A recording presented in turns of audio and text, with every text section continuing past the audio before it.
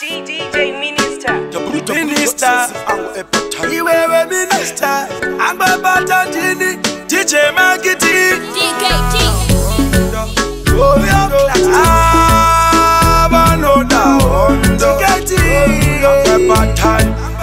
Let me say, Kanam Chilandimbe, Kanam Chilandimbe, Kanam Chilandimbe, no imba, Kanam Chilandimbe, Kanam Chilandimbe, Kanam Chilandimbe, Kanam Chilandimbe, no imba, Kanam Chilandimbe, ne kuti, ndimutire kinevangwe, ndikango kumbura ndasara, azidi kuchoka choka unge mukatsi waloti unopera passport wewe.